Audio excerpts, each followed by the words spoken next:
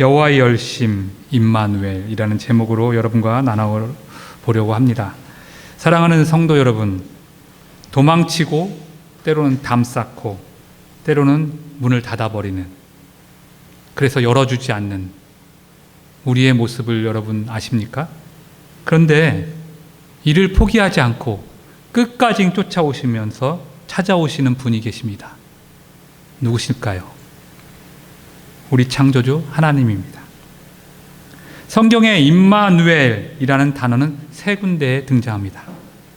우리가 지금 큐티하고 있는 이사야의 2번, 그리고 어디에 나올까요? 신약에 있습니다. 마태복음에 나옵니다. 이사야 7장 14절, 그 다음에 8장 8절, 그 다음에 마태복음 1장 23절에 이 임마누엘이라는 단어가 나옵니다. 하지만 그 의미인 하나님이 우리와 함께 하신다라고 적용한다면 성경을 전체를 관통하는 하나님의 구속사의 핵심이 바로 이 임마누엘, 하나님이 우리와 나와 함께 하신다는 것입니다.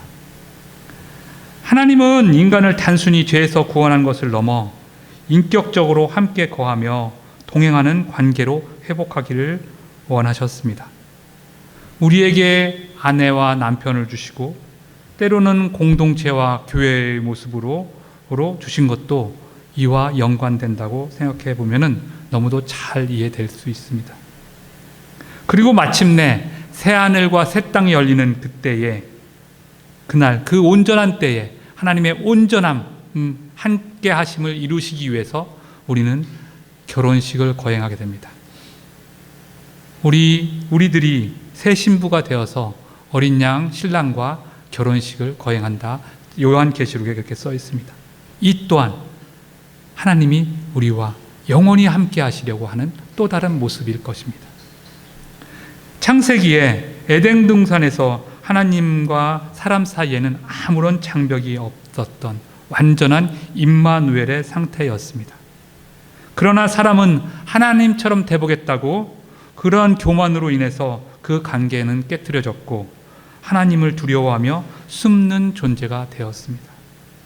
이후 사람의 역사는 하나님을 떠나 도망치는 배반의 역사로 장식됩니다. 이어졌습니다. 하지만 하나님은 사람을 포기하지 않으셨습니다. 출애굽 이후 성막을 통해 내가 그들 중에 거하겠다고 하시면서 선언하시면서 광야에서는 구름 기둥과 불 기둥으로 함께 하셨습니다. 그 이유는 어떻습니까? 그 이후에 성전으로 또 선지자를 통하여 하나님은 무던히도 우리와 함께 하시려고 애쓰셨습니다. 하지만 사람은 여전히 불평하고 또 우상 섬기고 그렇게 하나님을 떠나가려고만 합니다.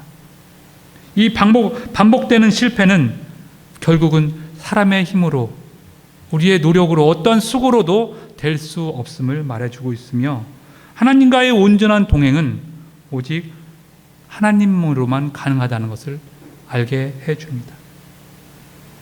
그래서 하나님은 선지자를 통해서 이렇게 선언하십니다. 이사야 9장 7절에 만군의 여호와의 열심이 이를 이루리라. 우리의 노력이 아니고 우리의 열심이 아니고 하나님의 열심이 임마누엘을 완성하시겠다고 선언한 것입니다. 자, 그러면 본문으로 돌아가서 이 절망 속에 살 수밖에 없는 우리를 향하신 하나님의 그 열심, 하나님의 일은 어떻게 시작되었을까요? 이미 에덴에서부터 우리는 시작되신 하나님의 그 열심을 보았는데 오늘 본문을 통해서 또 하나님의 열심을 또 알게 됩니다.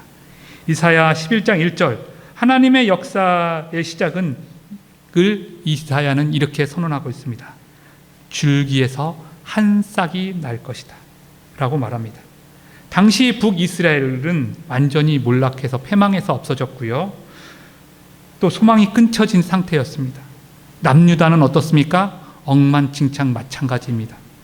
왕조는 이어지고 있었지만 시시때때로 백성들은 산당에서 우상을 섬기며 하나님과 멀어져 있었습니다. 다시 말해 하나님과 동행이 아닌 멀리 떠난 상태였습니다. 그러나 하나님은 화려한 왕자가 아닌 보잘것없는 그루터기에서 새 생명을 시작하십니다. 2000년 전, 지금으로부터 2000년 전을 생각해 봅시다. 이스라엘에서 다윗은 어떤 존재로 여겨지고 있을까요? 아마도 그 당시로 생각하면 지금으로부터는 3000년 전이긴 하지만 그 당시에서는 한 1000년 전, 한 먼 옛날 얘기와도 같은 다윗왕? 그렇게 생각하지 않았을까요? 다윗 왕가는 자치도 없어졌고 자치를 찾을 수 없는 그런 암흑의 시대였습니다. 이미 400여 년간 하나님의 말씀이 딱 끊어진 그 상태에서 한 싹이 돋아나기 시작했습니다. 그가 누구입니까? 바로 예수 그리스도입니다. 사람의 가능성이 끝난 자리에서 하나님의 구원이 시작됩니다. 자, 그러면 오실 우리 주 예수 그리스도는 어떤 분으로 소개되고 있습니까? 첫 번째, 이사야서 11장 2절에 보면 그분 위에 성령이 충만히 임하신다고 하였습니다. 지혜와 총명, 모략과 능력, 지식과 여호와를 경외하는 영이 그분을 충만하게 한다고 표현하고 있습니다. 자, 두 번째, 3절을 봅시다. 그분은 외모나 소문이 아닌 공의와 정직으로 판단하신다고 하십니다. 그리고 세 번째, 4, 5절에 그분은 가난한 자와 약한 자를 위해 정의를 세우는 통치를 성실히 이루는 분이라고 소개하고 있습니다. 그 예수님이 오신다는 것입니다. 그 예언은 예수님의 오심을 통하여 성취되었습니다. 그리고 이제 성령을 통해 하나님은 더 이상 밖에 계신 분이 아니라 우리 마음 안에 계시는, 우리 마음에 거하시는 분이 되셨습니다. 임마누엘은 역사적인 사건들을 넘어 오늘을 사는 나에게 현재적 현실이 되었습니다. 이것이 여호와의 열심히 이룬 임마누엘입니다. 자, 그럼 현존하는 임마누엘을 어떻게 체험하며 살 수 있습니까? 내 안에 계신 성령님을 우리는 어떻게 체험하며 살 수 있을까요? 예수 그리스도의 십자가를 통해 열린 성령의 시대에 여러분은 성령님과 동행하시고 계신가요? 하나님이 우리 안에 계신데 왜 우리는 여전히 불안과 두려움 속에 염려하며 살아가고 있을까요? 그 이유는 하나님이 우리를 떠나셨기 때문이 아니라 우리가 그분의 임재를 알아차리지 못하고 있기 때문입니다. 하지만 솔직한 얘기로 우리는 예수 그리스도를 믿는다고 합니다. 여기서 우리가 더 솔직해진다면 하나님을 무시하고 있는 거라 할 수 있을 것입니다. 내 안에 계신 하나님, 이미 내 안에 와 계신 하나님을 우리는 무시하고 있는 거죠. 우리 내면에서는 끊임없이 우리의 감정과 생각들이 소용돌이치며 일어나고 있습니다. 이는 달리 말하면 우리에게 편도체라는 뇌의 기관에 있는데 그 편도체가 활성화되어 있는 것입니다. 과하게. 이 상태에서는 두려움과 불안이 확대되고 우리는 세상을 위협적으로 생각하며 고립감을 느끼게 됩니다. 나를 보호하기 위해서, 내가 위험 상황에 있기 때문에, 아니면 내 미래가 불안하기 때문에 난 그거에 몰두해서 더 생각에 꼬리를 물고 불안해합니다. 두려워합니다. 영적으로 말하면은 하나님의 계심을 잊어버린 상태가 되어버리는 것입니다. 이는 가인이 아벨을 죽이고 도망쳐 자신의 성을 쌓고 스스로를 지키겠다고 한 그런 상태와도 같습니다. 하나님과의 단절이요, 깨진 평화로 두려움에 사로잡혀 온 신경이 곤두서 있는 예민한 상태, 그런 긴장 상태와도 같습니다. 여러분 한번 곰곰이 생각해 보십시오. 여러분의 생각을 여러분이 통제할 수 있습니까? 내가 이런 감정이 떠오르지 않겠다, 나 이런 생각 안 하겠다 할수록 그 감정과 그 생각에 더 몰입하게 됩니다. 이게 우리 뇌의 구조가 그렇게 되어 있습니다. 편도체라는 부분이 그렇게 돌아가게 되어 있어요. 더 예민해지고 나가서 미워하게 되고 가인처럼 죽음을 부르는 죽이기까지 한. 하지만 창조하시고 하나님이 이 세상을 보시면서 뭐라고 하셨습니까? 보기에 심히 참 좋다라고 말씀하셨습니다. 그거와는 정반대의 상태예요. 그러니까 윤희재배님 나눠주신 것처럼 평화의 상태와 그렇지 않은 평화하지 못하는 상태. 이를 해결하기 위해서 예수님은 우리에게 오신 것입니다. 성령님이 내 안에 거하시는 것입니다. 성령님과 동행하는 삶, 그 삶은 내 안에 계신 하나님을 내가 알아채는 것입니다. 자, 그러면 하나님과 동행은 어떻게 해서 이루어질까요? 그 첫 번째는 알아차림입니다. 내 감정과 나를 동일시해서는 안 됩니다. 내가 내 감정을 일으키는 게 아니에요. 내 모든 장기, 내 모든 감각들이 그것들을 총체로 모아서 뇌에게 알려주는 거예요. 그 뇌는 그냥 자연스럽게 그걸 통해서 또 외부에 보여지는 여러 가지 자극들에 의해서 그 뇌는 반응을 합니다. 감정으로. 그게 발달해서 생각으로. 내 안에서 나는 불안하다. 그렇게 하는 것이 아니라 한 걸음 떨어져서 내 안에 불안이, 내 안에 두려움이 일어나고 있구나. 그렇게 인식하는 태도가 알아차림의 상태입니다. 이것이 영적 소통의 시작입니다. 내 마음속에 불안이나 분노가 몰려올 때 또 그렇구나. 어떻게 해? 나는 망했어. 이 화는 나의 자체야. 나를 화를 찔러버릴 거야. 난 통제가 안 돼. 그렇게 반응하는 것이 아니라 내 안에 지금 두려움과 분노가 일어나고 있구나. 이것은 나의 본심이, 나의 본체가 아니야. 내가 아니야. 그리고 그것을 가만히 바라보면서 알아차리는 그것입니다. 성령님은 우리 안에서 이런 내면의 소란함을 관조하고 있는 알아차림의 빛과 같은 존재이십니다. 그렇게 역사하십니다. 내가 감정의 노예가 되지 않고 내면을 가만히 바라볼 수 있는 그런 영적 여백을 자각하는 것이 내면 소통의 첫 출발입니다. 제가 지지난번 설교에서도 얘기했던 것이 이 영적인 여백이 바로 배경 자아입니다. 나의 본자, 가장 근본이 되는 자, 가장 평화로운 자, 그 안에 성령님은 영적인 빛으로, 알아차림의 빛으로 관조하고 계신 거죠. 자, 그러면 둘째, 이렇게 알아차렸으면 우리는 어떻게 해야 될까? 임마누엘을 수용해야 됩니다. 그 상태에서 하나님이 지금 나와 함께 하고 있음을 받아들이는 것입니다. 내 연약함을 숨기지 않고 하나님 앞에 내어놓을 때, 인정할 때 하나님의 사랑이 내 내면에서 실제적으로 경험하게 됩니다. 이때 두려움은 점차적으로 가라앉게 되고요. 그 다음에 마음이 안정되기 시작합니다. 알아차린 감정과 두려움은 억지로 누르거나 내가 이것을 막 자책하고 나는 이걸 못하겠어 막 이렇게 해서 해야 된다고 이것이 없어지는 게 아니라는 거예요. 나를 무조건적으로 사랑하시는 그 하나님이 그 성령님이 지금 내 안에 계셔서 그것을 바라보시면서 나와 함께하고 있다는 이 사실을 수용하고 받아들이는 것. 그럴 때에 나는 하나님 안에 고요히 머무르게 됩니다. 여호와의 열심, 그분의 이 무조건적인 사랑을 받아들일 때 이 활성화된 이 편도체의 이 활성화된 이것이 가라앉게 됩니다. 이거는 위험한 상태가 아니구나. 뇌는 플러스 아니면 마이너스예요.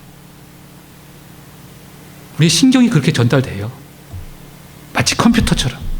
1 아니면 0인 것처럼. 뇌도 마찬가지예요. 하나님이 그렇게 우리를 만드신 겁니다. 하나님과 함께 머문다는 것은 이것을 의미합니다. 내가 그것을 그대로 받아들이는 것. 그리고 나도 하나님처럼 그것을 관조하는 거, 바라보는 거.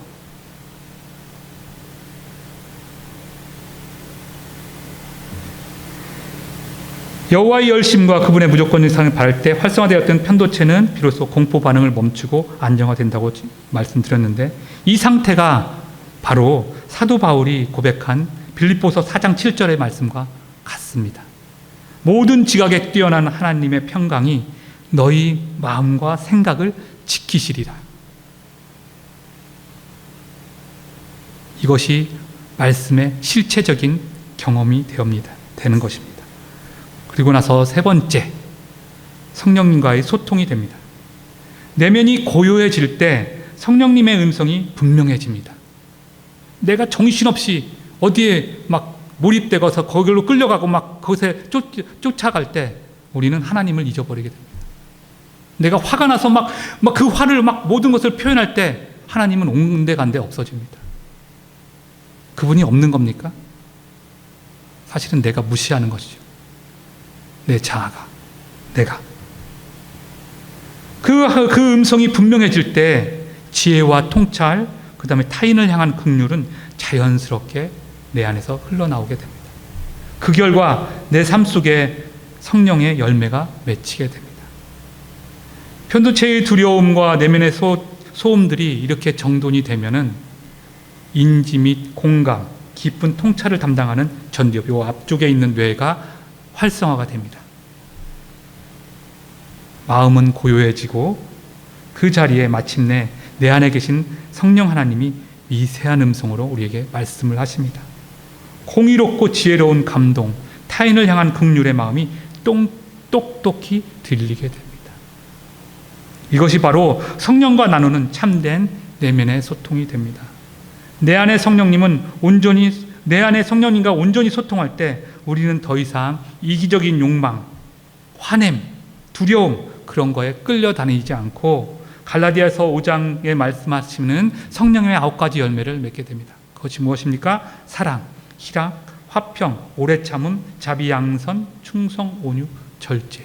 이 성령의 열매가 자연스럽게 맺어지게 되어 있는 것입니다. 어떨 때? 내가 온전히 성령님과 내면적으로 소통하고 있을 때. 이 거룩한 열매는 자연스럽게 우리 삶 속에 맺혀지게 되는 거죠. 자, 그러면 이렇게 우리가 성령님과 소통하게 되면은 어떠한 변화가 일어날까요? 우리 삶에 어떤 변화가 일어날까요? 바로 삶의 전반에 평화, 이 샬롬이 이루어집니다. 그 본문이 오늘 본문의 6장에서부터 8절까지의 말씀입니다. 한번 보여주실래요? 6장에서 8절.